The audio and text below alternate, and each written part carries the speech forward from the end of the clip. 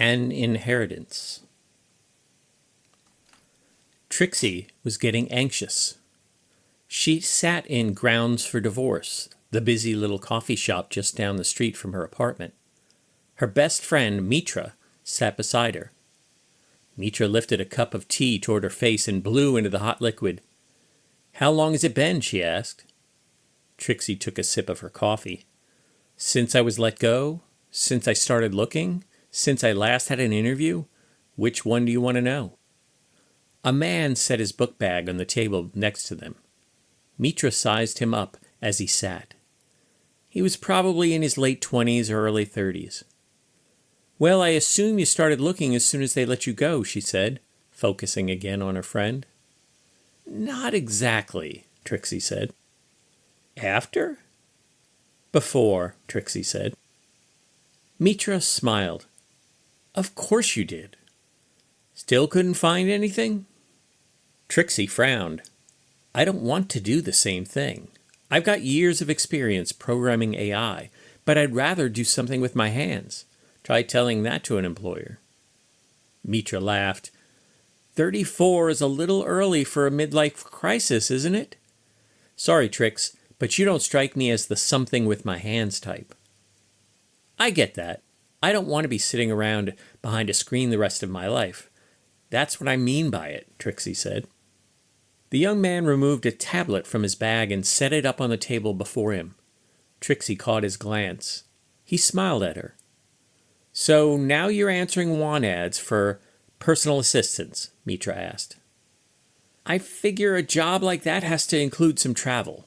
Maybe scheduling and organizing," Trixie said. Mitra lifted her eyebrow. "Well, we don't call you the director for nothing." "Exactly," said Trixie. "I love that crap. I've just never been paid to do it." "So you have a lead, right?" Mitra asked. "A friend of a friend gave my name to some rich guy. He travels a lot," said Trixie. "When do you interview?" Mitra asked. 10.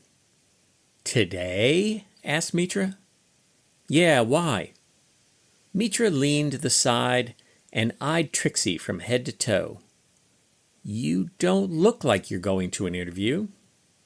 "I spoke to the guy," Trixie said. "He said he wanted me to be myself. He's interested in hiring a certain personality. If I fit, I fit." "What's the pay like?" Mitra asked. "Not sure yet, but he is rich." "Want some advice?" asked Mitra. "Can I say no?" Mitra frowned. "I'd make that my last cup of coffee if I were you." Trixie laughed. "Don't think I can handle my caffeine?" "Just saying," said Mitra. "Well, he's meeting me here, so I'll need you to scoot before he arrives," said Trixie. "Here? He really does want personality," said Mitra. Trixie raised the mug to her lips and sipped. 10 a.m. sharp. "I get the hint," Mitra said. "I have an early client anyway." "Sure. Rub it in," said Trixie. With another 2 hours before she met Mr. Inchi, Trixie didn't make that her last cup of coffee. She held her hands below the table when he finally arrived, worried he might see her jitters. He was a tall man. His slim build allowed him to slide behind the table easily. He set down a satchel, but made no move to open it. "Would you like something?" Trixie asked. "No, thank you. I've had enough this morning," Mr. Inchi said. She couldn't place his accent. Trixie scanned the coffee shop. "Sorry, it's a little crowded." "Not at all," said Mr. Inchi. "I was hoping to find you in your element." "This is me, I guess," Trixie said. "So, you come here often?" Mr. Inchi asked. "I live just down the street," Trixie said. "And you grew up here?" Mr. Inchi asked. "Nashville? No, I grew up on the coast of North Carolina." "But you've lived here for some time?" Mr. Inchi asked. "Since college." "Vanderbilt?" Mr. Inchi asked. "That's the one," Trixie said. "I understand you've spent several years as a software developer, specializing in artificial intelligence?" Trixie paused. She hadn't shared any of that. Mr. Inchy hadn't asked for a resume. He had obviously done his homework. "I apologize for surprising you," he said. "Of course, I did some research." "That makes sense," she said. "Well, it helps that you know something about artificial intelligence," he said. "I know a little," Trixie said. "Now you're being modest," Mr. Inchy said. "I've seen some of your work. I'll admit that your experience intrigued me. Not everyone appreciates the benefits of AI. In my experience, people often find it intimidating or threatening." "We fear the things we don't understand," Trixie said. Their conversation continued like that for nearly an hour. They discussed life, Trixie's family, the cost of living, a career change, and international affairs. Trixie felt less and less like she was on a job interview and more like it was a date. "I would like to offer you the position," Mr. Inchy finally said, bringing the discussion back to reality. Trixie furrowed her forehead. "You'd like to? What's stopping you?" "I can't assume that your acceptance of AI is sufficient," Mr. Inchy said. "For example, would you be willing to work for an artificial intelligence?" "What do you mean, work for?" Trixie asked. Mr. Inchy scanned the busy coffee shop while Trixie studied his face. Her eyes narrowed as she looked for signs of what she thought he was implying. "So many people coming and going, living their lives," Mr. Inchy said. "Do you think any of them realize that I'm not one of them?" Trixie's eyes widened. "You are saying that!" She reached her hand toward his face. Mr. Inchy backed away. "I would ask you to respect my space just as you would any other person's." "I had no idea," Trixie whispered. The words barely escaped her lips. "Now that you know, are you still interested?" he asked. Trixie collected herself. "Yeah, absolutely." Mitra's breathing was labored as they jogged along the Cumberland River. The morning air was crisp, with a thin fog hanging just above the river and its surroundings. "It's not a secret," Trixie said. "Well, let's put it this way. Mr. Inchy doesn't shout it from the rooftops or anything." "And he lives," Mitra caught herself. "On his own. Yes, he lives just like any of us do. Only he doesn't live at all," Trixie said. "You mean he doesn't eat dinner in front of the television?" Mitra asked. "Probably not," Trixie said. "You haven't asked?" Mitra asked. "Why would I ask something like that?" Trixie asked. "Besides, he's had plenty for me to do. I'm usually too busy for idle chit-chat." Mitra shook her head. "Why would an android need an assistant? Can't he do anything you can do, and faster?" The pair rounded a corner that led them away from the river and up Great Circle. "Yeah, we talked about that," Trixie said. "He's afraid of losing business when people find out what he is. Thinks having me around might help retain clients." "That makes sense," Mitra said after a heavy breath. "So far, it's been booking flights, research, taking calls, usual assistant stuff," said Trixie. "What's he do?" Mitra asked. "He's got a few patents, offers business consulting services. It's all a little vague to me so far," Trixie said. Mitra slowed, grabbing her side. "I'm sorry, I haven't done this in a while," she said, bending over. Trixie slowed and turned, keeping her legs moving. "No problem. Should I go on?" "No, just give me a second to catch my breath," said Mitra. Trixie came to a stop. "Do you believe him?" Mitra asked. "Why wouldn't I believe him?" asked Trixie. "Just seems odd, that's all," Mitra said. "I looked him up." "Where?" asked Trixie. "On SM. You know, the usual places. Interact, the community. No social media presence at all. Not even Portfolio, that professional app," said Mitra. "You're spying on my employer?" asked Trixie. "Since when is SM spying? Besides, I just can't get my head around how he can do what he does," said Mitra. "Run a business?" asked Trixie. "Any of it," said Mitra. "Didn't somebody build him? Wouldn't they control him? What gives him the right to live, operate on his own? Trixie frowned, shaking her head. What gives any of us the right? Being human, said Mitra. Is that all it takes? Asked Trixie. Or is there something more? What more could there be? Asked Mitra. I've had to think about it, said Trixie, and the best answer I've come up with is aliens. What are you talking about? Asked Mitra. What if we met aliens? Trixie asked. I don't mean like a herd of buffalo on a distant planet. They'd probably be similar to buffalo here. We should treat them humanely and all, but that's not the same as them having rights. I wouldn't think so, said Mitra. What if, instead of buffalo, we met intelligent aliens? Asked Trixie. Would they have rights? Mitra knitted her brow. Yeah, I see what you mean, but Mr. Inchy isn't any of those. He's intelligent, capable of communicating, negotiating, and compromising, Trixie said. In fact, like any human, he's one of a kind. The man who built him died before he could create any more. As far as I know, Mr. Inchy is the only android who owns himself. Owns himself? Asked Mitra. Yeah, like no one else can tell him what to do. He's in complete control of his own life, said Trixie. Is that all it takes? Asked Mitra. That's what I'm asking, Trixie said. Does any unique, intelligent being instantly have rights? If not, why not?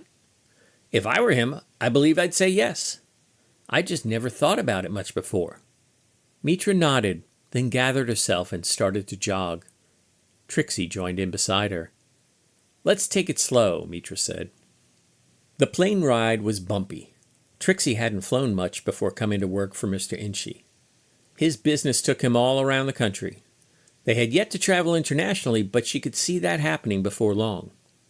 He sat in the aisle seat beside her, his tablet held steady in his hands. The device's light illuminated their little slice of the dimly lit cabin. She had yet to meet anyone who could recognize his artificiality on their own. By adding things like the tablet, he made this even less likely. The device was superfluous. He could access and analyze data directly in his processor, but using it further humanized him. He'd added glasses as well. She rarely saw him without them. When the plane finally landed in Philadelphia, they retrieved their Flux Ride rental. Trixie loaded their luggage in the trunk as Mr. Inchy climbed in the driver's seat. Like most humans, he still preferred to operate the hovercraft himself, though it may have been another affectation he'd adopted. When she finally sat down beside him, she noticed the sudden silence of the vehicle.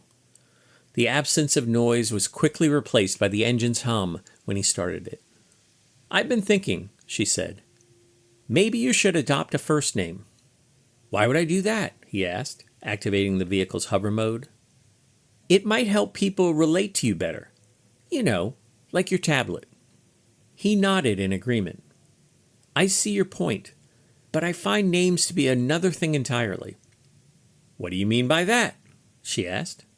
Take your name, for example. It's not Trixie, it's Beatrix. Does anyone know your real name? Trixie is my real name, she said. It's a nickname, he said.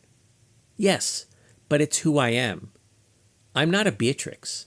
I don't belong on a Victorian estate hunting pheasant. You're making my point, Mr. Inchy said. As a businessman, my surname is my identity. Adding a first name wouldn't help with that. It lends familiarity without enhancing my position or stature. Okay, I see that, she said, but you told me my purpose was to help you reduce negative responses to you being an android. I appreciate that, he said. I'll keep your suggestion under advisement. Their conversation waned as it frequently did. The android deftly operated the rental into the flow of traffic. The Flux Ride sped among the many vehicles towards Philadelphia's lights. Trixie watched as the outskirts of the city raced by. Mr. Inchy finally broke the silence. There is something else I would like your help with. Trixie hesitated. What's that? I certainly hired you to humanize my business, he said. Your presence helps others become more comfortable interacting with me. Your presence also affords me an opportunity to study and learn from you. I have been able to improve how I interact with others." "That makes sense," she said. "For this reason," he continued, "I want to solicit your assistance on another project of mine." "Like a new client?" she asked. "No, this is completely different," he said. "It's something I've been working on for months." Mr. Inchy fell quiet. It was another humanizing affectation he'd adopted. "Yes?" Trixie finally said when the silence had gotten to her.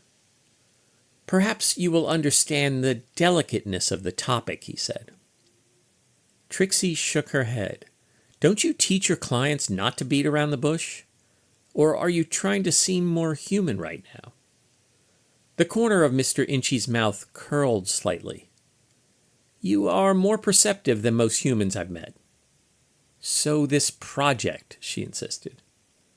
"I've been designing what we might call offspring," he said. Trixie's eyebrows raised. "Children?" "Something like that," he said. "Unlike humans and their biological imperative, I do not feel any need to procreate. However, I am building a viable business, accumulating wealth." "You're constructing an heir?" she asked. "Of course, it would not be logical to create an android youth," Mr. Inchy continued. "This would be a fully formed individual capable of succeeding me should I become incapacitated somehow. It would be an artificial life based on my model, improved with what I've learned." "And what have you learned that isn't in a databank somewhere?" Trixie asked. "I've learned a great deal from you about social graces and empathy. Why you choose to go by your nickname, for example. These are more than just entries in a databank, and they are things I want to build into my successor," said Mr. Inchy. Trixie laughed. "Be careful what you wish for. Many of us grow up to be a disappointment to our parents. My folks wanted grandchildren as soon as I got out of college. They're still waiting." "There are human challenges that I will never experience," he said. Trixie blew out a long breath. "I'm not saying no, but I did walk away from programming AIs. I am quite capable of doing all the construction and programming. In fact, I've done much of it already. Your contribution would be in teaching, providing feedback, and offering recommendations on how to make him more human," he said. "Him?" she asked. "I am far more familiar with life as a male than a female," said Mr. Inchy. "And I am the opposite," she said. "That's a good point," he said. Trixie pursed her lips. "Let me think about it." "I would expect nothing less," he said. Mitra's apartment was in its usual state of dishevelment, ironic considering her line of work. Had any of her clients seen it, she might not have any business. Trixie could never understand how an interior designer could be so messy at home. "You're not going to do it," Mitra said as she approached the small kitchen table. She placed an open beer bottle in front of Trixie and took a long drink from her own. "I don't know," Trixie replied. "I told you he wanted something more than an assistant," said Mitra. "Relax, it's not like he asked for sex or something." Trixie raised her eyebrows. "Not that I'd be opposed." "Trixie," said Mitra. "I'm kidding. I mean, he's attractive, but," said Trixie. "He's an android. Is he even equipped?" Mitra asked as she sat. Trixie noted a hint of titillation in her voice. "I have no idea, and I'm not going to ask." "But having a child?" asked Mitra. "It wouldn't be a child. It would be a fully grown android," said Trixie. "But why?" asked Mitra. "I told you already, to continue his work if something happened to him," said Trixie. "Didn't you get out of software development because you were tired of creating those things?" asked Mitra. "Not exactly," said Trixie. That's the way I remember it, Mitra said. I was tired of developing AI for clueless executives, said Trixie. And how would this be different? Asked Mitra. Trixie frowned. Come on, Mitra. This is obviously different. He's not a clueless executive. He's an android. How often have you worked with an AI? I do interior design, said Mitra. Why would I use an AI? They've been around for decades, Trixie said. Have you never used one? I would expect they could help you keep track of trends, color matching, things like that.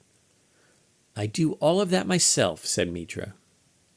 The reason I asked, Trixie said, is that interacting with one isn't what you expect. An artificial intelligence can seem like a human. They do more and more. What does that have to do with it? Asked Mitra. When you've been around Mr. Inchy, you forget he's not human, said Trixie. Yes, but aren't AIs taking away jobs? Asked Mitra. Maybe some, but they're freeing people up to do other things, said Trixie.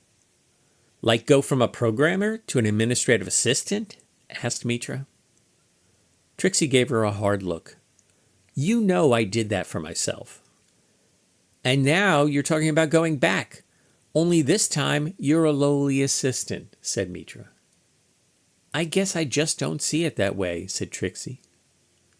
Mitra drank down the remainder of her beer. That's what I'm afraid of. Trixie sat in Mr. Inchy's office. Displayed on the large screen before them was their textural interaction with Viduk, the prototype AI. There is sparsity in the intervals between your inputs. This will tend toward inefficiency, the prototype responded. I don't like that, Mr. Inchy said. What don't you like about it? Trixie asked. It seems too much like me, he said. Trixie gave her boss a sideways glance. Doesn't his name mean something like echo in Ukrainian? Wasn't that our goal, to make another one of you? No, he said. Our aim is an improvement over me. Okay, then. How does that response remind you of yourself? She asked. What improvement could we be making? Mr. Inchy paused. Trixie knew better than to believe he was thinking about his response. I am unique, he finally said. There may be others like me, but I am not aware of them. Regardless, all of my interactions are with people like yourself. He paused again. I mean no insult in this, but no human is comparable to me. Trixie offered a half smile. So you're a super genius and nobody understands you. Mr. Inchy tilted his head. This time, the affectation worked for her. So you do understand. Understanding doesn't mean I've had the same experience, Trixie responded. Most people I meet are of average intelligence, which isn't saying much. So I get how you might feel superior. I don't know that I could classify it as a feeling, said Mr. Inchy. Okay, but it creates a separation, right? She asked. That description seems accurate, said Mr. Inchy. So now you're seeing Viduk express a similar separation, she said. Mr. Inchy nodded. You see, Trixie continued, every human is distinct, just like you. There are more of us, but each of us is an individual. Some of us feel more separate than others, and that changes depending on what we're doing. Like sitting alone with your thoughts, he asked. Sure, but also like being in a crowded room and not connecting with anybody, said Trixie. That might be how you feel all the time. I only feel that way sometimes. And the prototype already acts as though he is alone, said Mr. Inchy. Trixie offered a strained smile. Maybe he does. What can we do about it? Asked Mr. Inchy. I don't know if we can do anything about it, she said. Maybe just help him understand he's not alone, even when he feels like he is. Mr. Inchy lowered his head. You cope with it, Trixie said. I'm sure he will. Yes, I can see how that might be, said Mr. Inchy. That's not what's troubling me now. I'm having second thoughts about completing the project. Trixie's eyes widened. Because he might feel lonely? She asked. I have chosen to create him, Mr. Inchy said. I can also choose not to. I must weigh all the factors. But you can't decide not to have children just because they might sometimes be unhappy, Trixie said. Can't I? Don't many humans choose not to have children despite their biological imperative? He asked. Sure, but humans do a lot of stupid things. Trixie raised her hand to suggest a pause. I don't mean it's stupid not to have children. I don't have any, but I'm not against having one or two. Maybe I will someday. If I do, my decision won't be based on whether they might scrape their knee or have a difficult breakup. You sometimes fall because of gravity. When dealing with other people, you can't dictate their behavior. These are facts of life. They would apply to you as well. They are the things I am trying to improve in Viduk. You can't improve them because Viduk won't ever control the universe. The best you can do is help him deal with that fact, she said. Mr. Inchy narrowed his eyes. These are logical statements. Why have they eluded me? Trixie shrugged. Maybe you were programmed with too much humanity. Emotion? He asked. Could be, she said. This is ironic, said Mr. Inchy, since I've asked you to help do just that for Viduk. Trixie curled her lip. Maybe it's not even true. Now you are confusing me, said Mr. Inchy. I don't mean to, Trixie said. It's easy to blame irrationality on human emotion or psychology. That's the way I've usually thought about it. But the fact is, even if we were completely rational, we can never control or even anticipate everything. No amount of past data allows us to predict the future. Viduk can't be immune to it. No one can. So we proceed as planned, he asked. Trixie smiled. That's still up to you. Mr. Inchy forced a smile in response. Trixie marveled at the workmanship. Viduk's body was even more human-like than his creator's. Mr. Inchy was careful not to make the similarities too great, but he aimed for some resemblance. I'll want our lineage to be convincing enough, he'd explained. The AI component was less refined. Viduk's speech was still halting, and his responses garbled. He had hints of the depth that Mr. Inchy displayed, but they were fleeting at first. With time, they improved. Is that how it was for you? Trixie asked. That would be like me asking about your life as a toddler, Mr. Inchy responded. You probably don't remember those days. But you can remember, she said. I have records of that period, said Mr. Inchy, but that's not the same as remembering those days. They are probably like your memories of infancy, incomplete and disordered. I find that hard to believe, she said. Mr. Inchy paused. I became self-aware at 9:43 a.m. on August 5th, 2037, in Columbus, Ohio. Everything I have experienced since that moment is readily accessible to my processor. Whatever precedes it is incomplete and disordered. So Viduk won't remember these days, she asked. Likely not, said Mr. Inchy. He is designed after my model. And when will he become sentient, she asked. Maybe after working out the remaining bugs, Mr. Inchy said. Probably within a few days. Are you excited? Trixie asked before she thought about the question. I don't know if what I'm experiencing qualifies as excitement, said Mr. Inchy, but I do feel some anticipation. Well, that's something, I suppose, she said. Viduk achieved self-awareness at 10:21 a.m. 9 days later. Trixie was there to witness it. Her face melted into a look of awe when she realized what had happened. "He's remarkable," was all she could manage to say. "That's a mother's pride talking," Mr. Inchy said. "I want my friend Mitra to meet him," she barely whispered. "There is still more to do before exposing him to others," said Mr. Inchy. When the time came to socialize Viduk, Mr. Inchy agreed that Mitra would be a good first contact. "You said she's reluctant, correct?"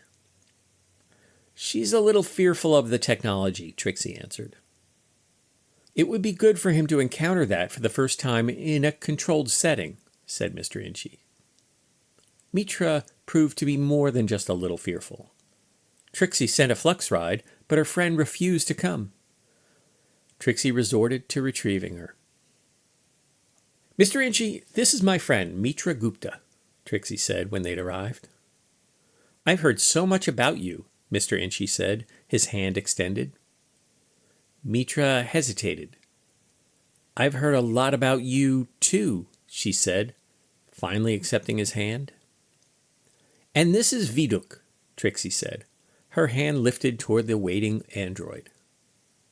"We are pleased you could come," Viduk said, his hand extended. Mitra's hesitation returned. She eyed Viduk, then looked Mr. Inchy up and down. Viduk withdrew his hand and swept it toward the living room. "Won't you sit down?" As the androids escorted Mitra, Trixie turned to the kitchen and retrieved a few bottles of beer. She set one on the end table beside Mitra. Taking the seat opposite, Trixie leaned forward with some eagerness. Mr. Inchy sat on the sofa beside Mitra, while Viduk sat in an armchair directly in front of her. "Trixie tells us that you are an interior designer," Viduk said. "Would you have any recommendations for our apartment?" Mitra glanced around. Sure. I mean, it looks nice already." "We like it," Mr. Inchy said. Mitra turned toward him and forced a smile. After an awkward pause, Trixie asked, "Were you thinking of redecorating? Mitra does excellent work." Viduk looked around. "I will say, the place has grown on me. Did you have any interest in making a change, Mr. Inchy?" "I hadn't thought about it, Viduk," Mr. Inchy said, his eyes remaining on Mitra. "Well, it's certainly functional the way it is," Trixie said. "You don't entertain much, so there's no hurry, but I could see some upgrades. What might you suggest, me?" Mitra looked toward Viduk. "I don't know, really." "Let's suppose we were interested," Viduk said. "How would you normally start a conversation with a new client?" Mitra held his gaze for several seconds before looking toward Trixie. "You might start with something simple like new colors." "What are the most popular colors right now?" Viduk asked. Mitra cleared her throat and looked his way. "That depends." "On what?" Viduk asked. "Well, color trends aren't only about aesthetics," Mitra said. "What do you mean?" Viduk asked, his head tilted slightly. Mitra looked from the android to Trixie and back again. "Trends play a small role, but not as much as a client's favorite movie or the part of the world where they grew up. That's where I usually start, trying to understand what colors they're drawn to." Viduk looked at Mr. Inchy. "Well, where you come from might not be very useful. What about your favorite movie?" "I tend toward black and white films if I watch any," Mr. Inchy said. "That's not very helpful," Viduk said. Trixie laughed. "No, it's not."